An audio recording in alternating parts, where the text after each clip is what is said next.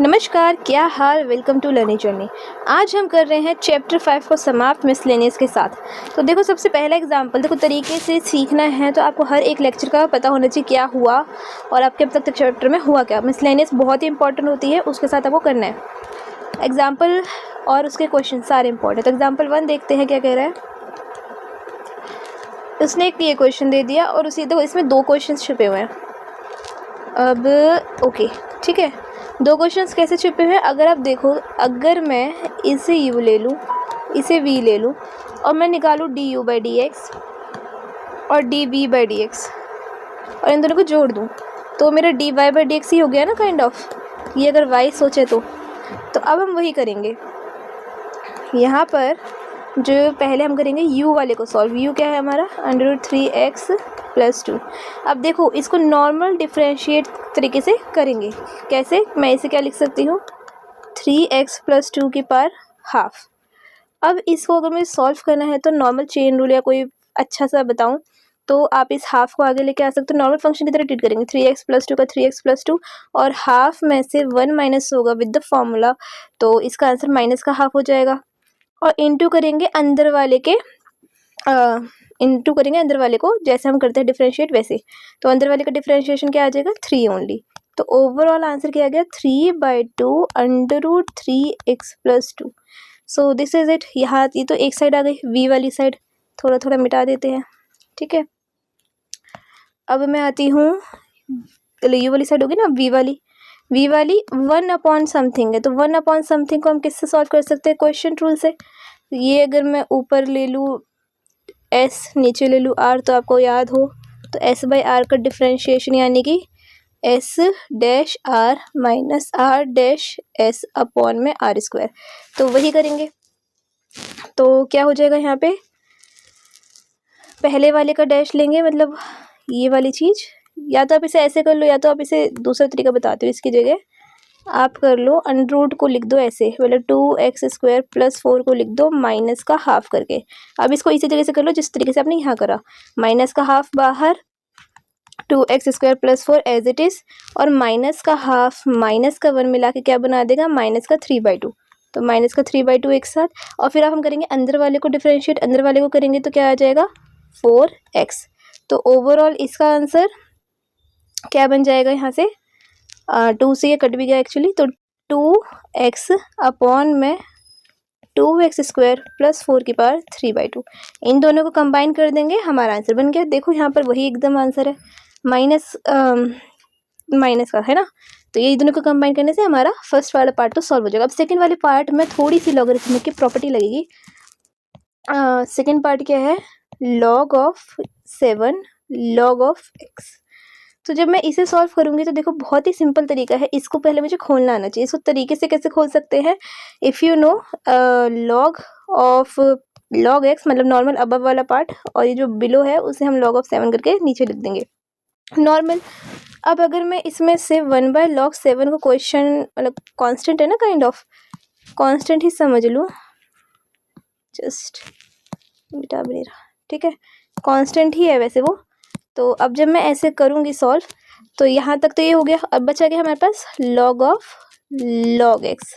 सही, अब बस इसे सॉल्व करना है, डिफरेंशिएट करेंगे, y डैश निकालेंगे तो क्या आ जाएगा, log of 7। और इसको जब हम डिफरेंशिएट करेंगे तो 1/log x into log x का अंदर वाले को करेंगे 1/x। सही बात। तो इसका ओवरऑल आंसर क्या आ जाएगा, यही है 1/x log 7 log x normal. ये तो बहुत ही ज़्यादा इजी क्वेश्चन है, तो मिसलेनियस के क्वेश्चन भी कुछ ज़्यादा खतरनाक नहीं है, बहुत ईजी। अब इस एग्जाम्पल 40 से मैं एक थर्ड पार्ट कराऊंगी क्योंकि वही सबसे ज़्यादा मेरे ख्याल से टफ है, और अगर आपको वो समझ आ गया तो आपने सारा समझ लिया समझो। क्वेश्चन कहता है साइन इनवर्स 2 की पावर x + 1 अपॉन में 1 + 4 की पावर x। अब जब मैं इसे सॉल्व करने जाऊंगी तो देखो क्या करना है, सिंपल नॉर्मल तरीके से करेंगे, चेन रूल, ठीक है। तो इसको मैंने y ले लिया, y लेने के बाद मैं इसे क्या करती हूँ, साइन इनवर्स को उधर पहुँचा सकती हूँ। तो साइन इनवर्स उधर पहुँच गया तो क्या हो जाएगा, साइन y = 2 की पावर x + 1 अपॉन में 1 की पावर 4x। सही बात। अब इसके बाद देखो मैं क्या कह रही हूँ, इस चीज़ को और भी छोटा करके लिख सकते हैं। कैसे लिख सकते हैं? 2 की पावर x डॉट 2 लिख सकते हैं ना, पावर को तोड़ दे। और इसको भी मैं क्या लिख सकती हूँ? 1 की पावर 2x, ठीक है। और इसकी पावर भी अगर मैं 2 कर दूँ, इसका स्क्वायर कर दूँ, तो 4 ही आ जाएगा। So not an issue. अब मैं कह रही हूँ कि 2x को हम लेते हैं tan ऑफ थीटा, ठीक है। अब वो हम पुट करेंगे तो यहाँ क्या हो जाएगा? अभी हमने कोई डिफ्रेंशिएशन नहीं करी, बस 2x को वो लिया है tan थीटा, तो उसकी जगह tan थीटा, वो वापस हम रिवर्स में ले आएंगे। और यहाँ क्या आ गया? 1 प्लस tan स्क्वायर थीटा। तो इसका क्या होता है फॉर्मूला? Sign 2 theta. अब मैं यहाँ से इस साइन को हटा के वापस ले आऊँ, sine inverse of sine 2 theta, तो साइन साइन कट गया, बचा क्या? y equals to 2 theta. और 2 थीटा का मतलब क्या है? 2 tan इनवर्स, और थीटा की वैल्यू क्या हो जाएगी? है ना, थीटा की वैल्यू यहाँ से आ जाएगी tan इनवर्स 2x। तो 2x, सॉरी नीचे नहीं है, ऊपर है, 2x हो गया यहाँ तक का। यहाँ तक तो कोई दिक्कत नहीं है। अब करेंगे हम डिफरेंशिएट, तो डिफरेंशिएट करा दोनों साइड। अब यहाँ से एक बार तो 2 करा, और tan इनवर्स को करेंगे तो क्या होता है? 1 प्लस एक्स स्क्वायर, एक्स यहाँ पे 2 की पावर x है, तो उस पूरे का स्क्वायर। और एक बार हम अंदर को करेंगे 2 की पावर x, यानी कि a की पावर x का डिफरेंशिएशन क्या होता है? 2 की पावर x का 2 की पावर x और log का बेस, तो ये आ गया। तो इतना हो गया, यही है इसका आंसर। अब 2 की पावर्स को इकट्ठा कर लेंगे, यहाँ से भी आ गया ये, और log 2 का log 2। इसके देखो एक और मेथड भी हो सकता था, मतलब बहुत मेथड हो सकता है, योर चॉइस। जो मैं यहाँ साइन वाई लेके गई थी वो भी हो सकता था, इसको आप नॉर्मल वे में भी सॉल्व कर सकते थे, ठीक है। बट ये मेथड अच्छा लगा, 2x 2 की पावर x को tan थीटा लेके भी अच्छे से हो सकता है। नेक्स्ट देखो, कभी भी किसी चीज़ को सब्स्टिट्यूट करो तो वापस लेके आना ज़रूरी है, और जब आप इंटीग्रेशन पे आओगे तब तो आपको आइडिया लग ही जाएगा कि क्यों लेना ज़रूरी है और कैसे लेना चाहिए। नेक्स्ट हम एक क्वेश्चन लेते हैं, क्वेश्चन नंबर 42। वो क्या कहता है? वो कहता है y अगर a की पावर t प्लस 1/t है, a कोई कांस्टेंट है, और x अगर t प्लस 1/t की पावर a है, a तो कांस्टेंट है, नथिंग, तो आपको निकालना है dy/dx। तो अगर मेरा देखो तरीका क्या है कि अगर मैं dy/dt निकाल लूँ, यहाँ से dx/dt निकाल लूँ, और इन दोनों को dy/dx को कैसे लिख सकते हैं फिर? पैरामीटराइजेशन से, dy/dt डॉट dt/dx। तो बस मुझे वही करना है। सॉल्व करते हैं, पहले dy/dt निकालें, तो यानी कि इसको डिफरेंशिएट करें विद रिस्पेक्ट टू t। सो हमें क्या मिलेगा? एक बार तो ये ऐसे ही आ जाएगा, और एक बार हम इसी को करेंगे, ठीक है। मतलब जैसे हम करते हैं a की पावर x को डिफरेंशिएट, उस वे में कर रहे हैं। तो a की पावर x क्या कहता है कि a की power x as it is, और फिर log ऑफ बेस यानी कि log ऑफ a। और अब क्योंकि हमारा x तो नॉर्मली है नहीं यहाँ पे, 1t प्लस 1/t है, तो उसको डिफरेंशिएट करेंगे, जिसको डिफरेंशिएट करने के बाद हमारा इस तरीके का आंसर आ जाता है। चलो ये आ गया। और ऐसे जब मैं dx/dt निकालूंगी तो यहाँ पर हम लगाएंगे नॉर्मल फंक्शन वाला फॉर्मूला, a जो अंदर है वो, और उसकी पावर माइनस, और जो अंदर है उसका डिफरेंशिएशन, जो वापस से वही आ जाएगा जो ये दिख रहा है, ठीक है। अब बस मुझे dy/dx निकालना है, तो उसके लिए ये एज इट इज़ a की power t plus this log a and 1 minus 1 की टी स्क्वायर अपॉन में दिस, ठीक है। 1 मिनट, गलती, ठीक, t plus 1/t a minus half, और फिर से वही चीज़। देखो अब ऊपर से नीचे तो कट ही गया, ये वाली चीज़ तो कट गई। अब बची हुई चीज़ से हमारा आंसर क्या फॉलो अप हो रहा है? Where is it?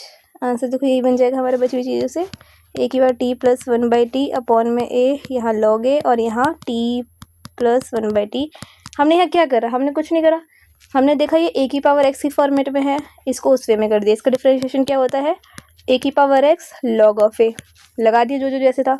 इसको मैंने नॉर्मल x फंक्शन की तरह करा, जैसे x की पावर n होती है तो हम क्या करते हैं nx की पावर n-1 करके निकालते हैं ना, इसका डिफरेंशिएशन वो करा, तो नॉर्मल वे में हो गया, और फिर इधर कर दिया, तो ओके है। अब ये बहुत ही बढ़िया क्वेश्चन है, और ये छोटे क्वेश्चन में भी आता है, बड़े क्वेश्चन में COT तक भी पहुंच सकता है। तो देखो क्वेश्चन क्या कहता है? क्वेश्चन कहता है कि डिफरेंशिएट करना है इसको, but with respect to x नहीं, विद रिस्पेक्ट टू e की पावर cos x।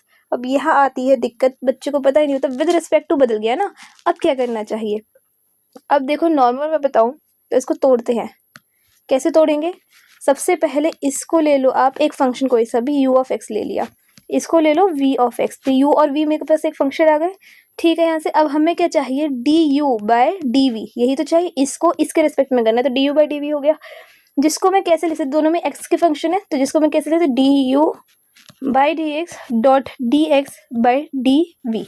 तो बस अब मुझे वही करना है।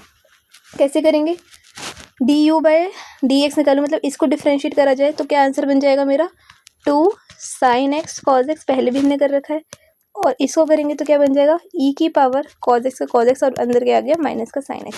इन दोनों को अपॉन में लिख देंगे तो dy बाई dx देखो क्या बन जाएगा, -2 cos x अपॉन में e की पावर cos x, क्यों, क्योंकि sin x से sin x कट गया।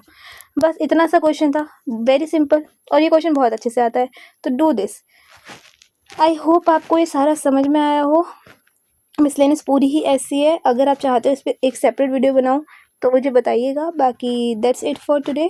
सारे क्वेश्चन ही ऐसे होने, लॉगरिथमिक डिफरेंशिएशन, और जो आपने सीखा बिल्कुल वैसे ही होगा, कुछ अलग नहीं है। जो आपने लास्ट एक्सरसाइज करी थी उस पर बेस ये क्वेश्चन नंबर 6 है, ये मत सोचना बड़ा है, हो जाएगा। ठीक है, और कोई क्वेश्चन हो, कोई क्वेरी हो बताना, मैं इस पर सेपरेट वीडियो बना दूँगी अगर 5 से ज़्यादा रिस्पॉन्सेज आते हैं इसके लिए। And thank you very much, bye bye.